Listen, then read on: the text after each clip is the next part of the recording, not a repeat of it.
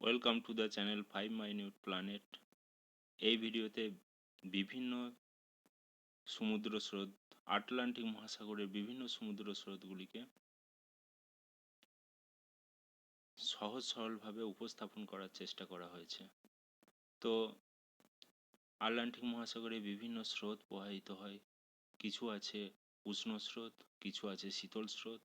উষ্ণ স্রোত এবং শীতল স্রোতগুলিকে এখানে আলাদাভাবে পয়েন্টিং করা হয়নি, তবে বর্ণনার সময় উষ্ণ স্রোত এবং শীতল স্রোতগুলিকে আলাদাভাবে বর্ণনা করা হবে।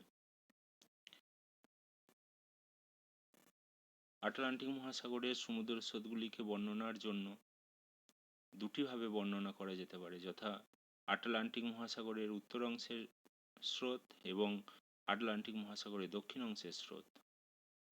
তো প্রথমে আসছি উত্তর আটলান্টিক মহাসাগরের বিভিন্ন স্রোত সম্পর্কে। আটলান্টিক মহাসাগরের প্রায় মধ্যভাগ দিয়ে প্রবাহিত হয়েছে, অঙ্কন করা হয়েছে নিরক্ষরেখা। নিরক্ষরেখাটিকে এখানে ডট হোয়াইট লাইনের মাধ্যমে চিহ্নিত করা হয়েছে। এই নিরক্ষরেখার উত্তর দিকে উত্তর পূর্ব আয়ন বায়ুর প্রভাবে একটি উষ্ণ স্রোত পূর্ব থেকে পশ্চিম দিকে প্রবাহিত হয়। এই স্রোতটির নাম হলো উত্তর নিরক্ষীয় স্রোত। তো এখানে বিভিন্ন স্রোতগুলির নাম ইংরেজিতে বলা হয়েছে। স্টুডেন্টস, তোমরা তোমাদের সুবিধার্থে এইগুলিকে বাংলায় কনভার্ট করে নেবে, কারণ বর্ণনার সময় এগুলিকে যেমন ইংরেজিতে বলা হয়েছে তেমনি বাংলায় বলা হয়েছে। তো উত্তর নিরক্ষীয় স্রোত বা নর্থ ইকুইটোরিয়াল কারেন্ট পূর্ব থেকে পশ্চিম দিকে উত্তর পূর্ব আয়ন বায়ুর প্রভাবে প্রবাহিত হয় এবং ইহা মধ্য আমেরিকার উপকূলে বাধা পেয়ে উত্তর দিকে বেঁকে যায়। উত্তর দিকে বেঁকে যাওয়ার পর ইহা মেক্সিকো উপসাগরে প্রবেশ করে। মেক্সিকো উপসাগরে যখন প্রবেশ করে তখন এর নাম হয় উপসাগরীয় স্রোত। এই উপসাগরীয় স্রোত হলো পৃথিবীর সমুদ্র স্রোতগুলির মধ্যে সবথেকে দ্রুততম। এই উপসাগরীয় স্রোত আরও উত্তরে নিউফাউন্ডল্যান্ডে উপকূলে প্রবাহিত হয় এবং আরও উত্তরে গিয়ে ইহা দুটি শাখায় বিভক্ত হয়। একটি শাখা উত্তর পূর্ব দিকে উত্তর আটলান্টিক মহাসাগরীয় স্রোত নামে প্রবাহিত হয় এবং ব্রিটিশ দ্বীপপুঞ্জ পর্যন্ত পৌঁছে যায়। এই স্রোতটি যেহেতু উষ্ণ স্রোত, তাই এই স্রোতের প্রভাবে ব্রিটিশ দ্বীপপুঞ্জের বন্দরগুলি বরফ মুক্ত হয় এবং অপর একটি শাখা পূর্ব দিকে প্রবাহিত হয় এবং ইউরোপের উপকূলে বাধা পেয়ে দক্ষিণে বেঁকে যায়। দক্ষিণে বেঁকে যাওয়ার পর আফ্রিকার ক্যানারির দ্বীপের পাশ দিয়ে প্রবাহিত হয়, তাই এর নাম হয় ক্যানারি স্রোত। এই ক্যানারি স্রোতটি যেহেতু উচ্চ অক্ষাংশ থেকে নিম্ন অক্ষাংশের দিকে প্রবাহিত হয়, তাই এটি একটি গুরুত্বপূর্ণ শীতল স্রোত। আটলান্টিক মহাসাগরের এই উত্তর অংশে উত্তর নিরক্ষীয় স্রোত, উপসাগরীয় স্রোত, উত্তর আটলান্টিক মহাসাগরীয় স্রোত এবং ক্যানারি স্রোত, এই চারটি স্রোতের প্রভাবে একটি জলাবর্ত বা জায়রের সৃষ্টি হয়েছে। এই জলাবর্তটির মধ্যভাগে শ্যাওলা ও বিভিন্ন ধরনের শৈবাল ও আগাছা জন্মে শৈবাল সাগর সৃষ্টি করেছে। এখন আসছে আটলান্টিক মহাসাগরের বিভিন্ন শীতল স্রোত সম্পর্কে। আটলান্টিক মহাসাগরের একেবারে উত্তর অংশে সুমেরু মহাসাগর থেকে পশ্চিমা বায়ুর প্রভাবে একটি খুবই শীতল স্রোত প্রবাহিত হয়। এই স্রোতটি হলো সুমেরু স্রোত।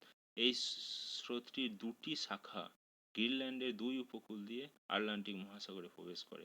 গ্রিনল্যান্ডের পশ্চিম উপকূল দিয়ে যে শাখাটি আটলান্টিক মহাসাগরে প্রবেশ করে তার নাম লাব্রাডর স্রোত, কারণ এটি লাব্রাডর দ্বীপের পাশ দিয়ে প্রবাহিত হয়। এবং অপর একটি স্রোত গ্রিনল্যান্ডের পূর্ব উপকূল দিয়ে আটলান্টিক মহাসাগরে প্রবেশ করে।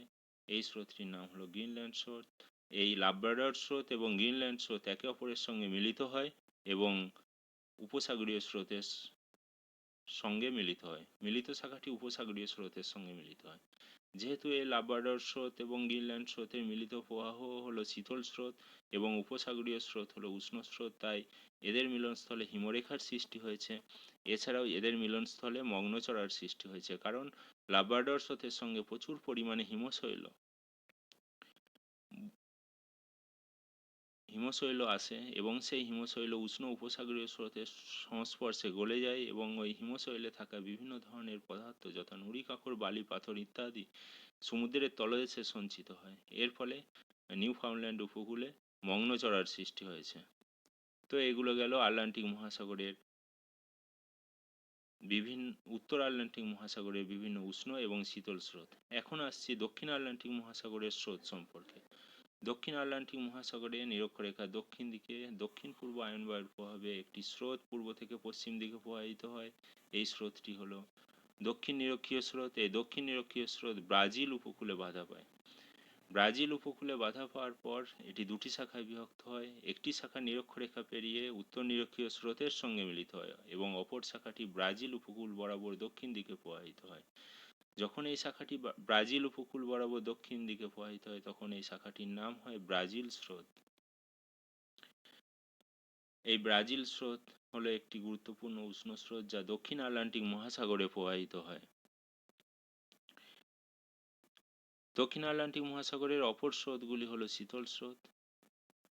দক্ষিণ আটলান্টিক মহাসাগরের একেবারে দক্ষিণ দিকে পশ্চিমা বায়ুর প্রভাবে একটি স্রোত পশ্চিম থেকে পূর্ব দিকে প্রবাহিত হয়। এটি হলো শীতল স্রোত। এই স্রোতটি কুমেরু স্রোত নামে পরিচিত। এই স্রোতটি দক্ষিণ আমেরিকার দক্ষিণ পশ্চিম উপকূলে বাধা পেয়ে পায় এবং এর একটি শাখা দক্ষিণ আমেরিকার পূর্ব উপকূল বরাবর উত্তর দিকে প্রবাহিত হয়।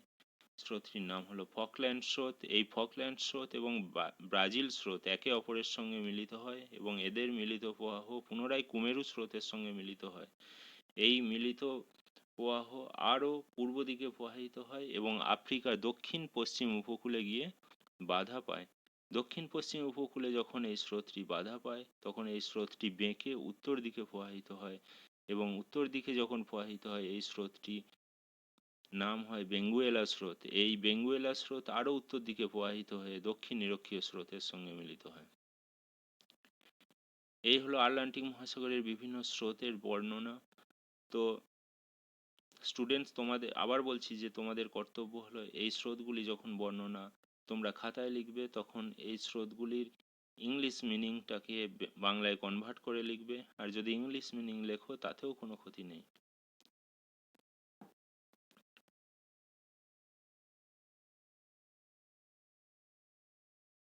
এবং আবার বলছি বিভিন্ন স্রোতগুলি এখানে উষ্ণ স্রোত এবং শীতল স্রোতগুলির নাম বলছি। উত্তর আটলান্টিক মহাসাগরে বিভিন্ন উষ্ণ স্রোতের নামগুলি হলো উত্তর নিরক্ষীয় স্রোত, উপসাগরীয় স্রোত, উত্তর আটলান্টিক মহাসাগরীয় স্রোত এবং ক্যানারি স্রোত।